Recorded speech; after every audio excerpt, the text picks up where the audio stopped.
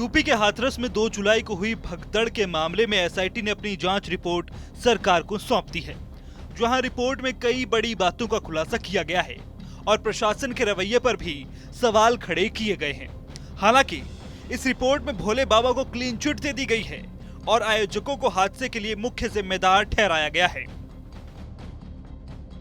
बता दें कि एसआईटी की रिपोर्ट में जिन बड़ी बातों का जिक्र किया गया है, उनमें चश्मदीद गवाहों और अन्य साक्ष्यों के आधार पर दुर्घटना के लिए कार्यक्रम आयोजकों को मुख्य रूप से जिम्मेदार माना है। जांच और कार्यवाही के आधार पर हादसे के पीछे किसी बड़ी साजिश से इनकार नहीं किया गया है और गहन जांच की जरूरत बताई गई है। स्थानीय एसडीएम, सीओ, तहसीलदार, इंस्पेक्टर, चौकी इंचार्ज द्वारा अपने दायित्व का निर्वहन करने में लापरवाही का जिम्मेदार बताया गया है। इसके अलावा रिपोर्ट में यह भी कहा गया है कि बिना कार्यक्रम स्थल का मुआयना किए आयोजन की अनुमति प्रदान की गई। साथ ही अधिकारियों द्वारा कार्यक्रम को गंभीरता से नहीं लिया गया और वरिष्ठ अधिकारियों को भी अवगत नहीं कराया गया।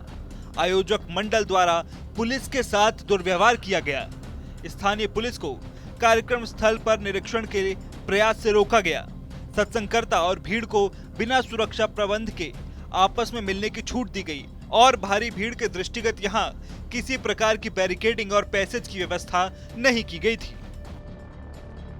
बता दें, बीती 2 जुलाई को यूपी के हाथरस में सूरजपाल उर्फ भोले बाबा के सत्संग में भगदड़ मची थी, जिसमें 121 लोगों की मौत हो गई थी, जिनमें ज्यादातर महिलाएं थीं। इस मामले में पुलिस ने मुख्य आरोपी और 1 लाख रुपए के इनामी देव प्रकाश मधुकर को गिरफ्तार कर लिया है। इसके अलावा 6 और आरोपियों की गिरफ्तारी की गई है। ये सभी आरोपी सत्संग आयोजन समिति के सदस्य हैं। बता दें कि जांच समिति की रिपोर्ट के आधार पर एसडीएम, सीओ और तहसीलदार सहित 6 लोगों को निलंबित कर दिया गया है।